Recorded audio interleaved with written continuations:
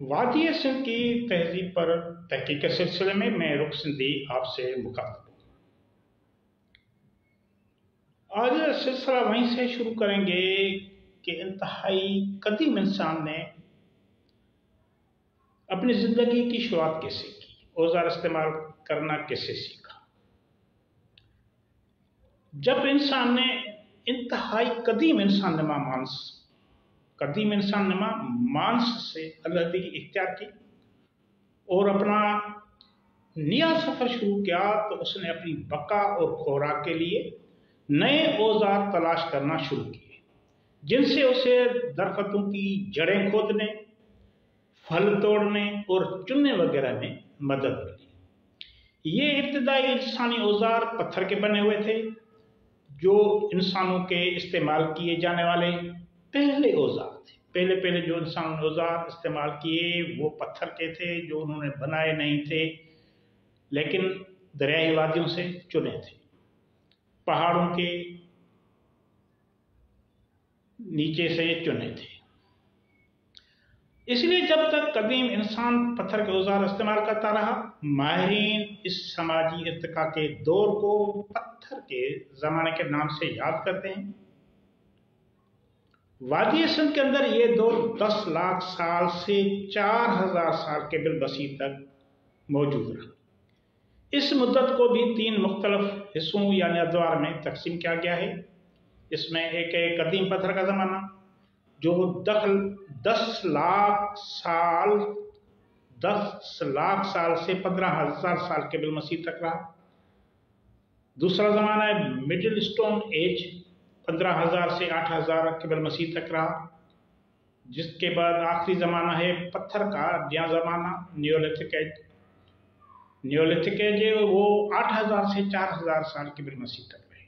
اب ہم وادی سندھ میں پتھر کے زمانے کے انسانی سرگرمیوں کے پہلے 2 ادوار کا جائزہ لیں گے، یعنی قدیم اور درمیانے پتھر کے دور کا۔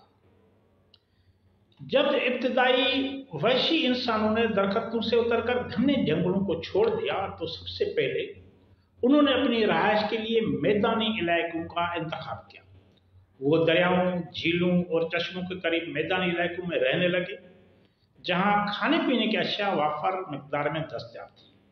یہ دور بنی نوع انسان کے بچپن کا دور کہلاتا ہے۔ اس دور میں وحشی انسانوں نے اپنے آپ کو خونخوار جانوروں سے بچانے کے لیے پتھروں اور لاٹھوں کا استعمال کیا، یعنی ان کو اپنا پہلے ہتھیار کے طور پر استعمال کرنا شروع کر دیا۔ اس قدیم انسان نے پتھروں کو جمع کرنا اور استعمال کرنا شروع کر دیا، جو پانی کے بہاؤ سے ٹوٹ چکے تھے یا تیز دھار کے ہو گئے تھے۔ تیز دھار اوزاروں کی مدد سے اس نے درختوں کی جڑیں کھود کر اور پھلوں کو توڑ کر اپنی خوراک کا حصہ بنایا۔ اس کے ساتھ انہی اوزاروں کی مدد سے دوسرے چھوٹے جانوروں کو مارا یا ان کا شکار کیا اور انہیں بطور خوراک استعمال کرنا شروع کر دیا۔ اس دور میں انسان ابھی بھی اپنے ابتدائی ارتقائی مراحل میں تھا۔ اس نے نہ کوئی اوزار اکٹھا کیا تھا اور نہ ہی ایجاد کیا تھا، اور نہ ہی اس کا شعور کھیتی باڑی تک پہنچا تھا، اور نہ ہی اس دور کے انسان نے مال مویشی پالنا شروع کیا تھا۔ وہ خانہ بدوش زندگی گزار رہے تھے۔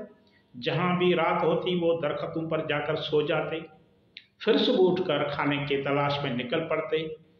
جب اس دور کے انسان کے لیے خوراک تلاش کرنا مشکل ہو گیا تو اس نے جنگلوں میں رہنے والے مختلف جانوروں کا شکار کیا اور ان کا گوشت اپنی خوراک میں شامل کیا۔ جانوروں کا شکار کسی ایک فرد کے بس کی بات نہیں تھی، اس لیے پہلی بار اس دور کے لوگوں کو ایک دوسرے کے قریب آنے کی ضرورت محسوس ہوئی اور انہوں نے تنہا رہنا چھوڑ دیا اور گروپوں کی شکل اختیار کر لی۔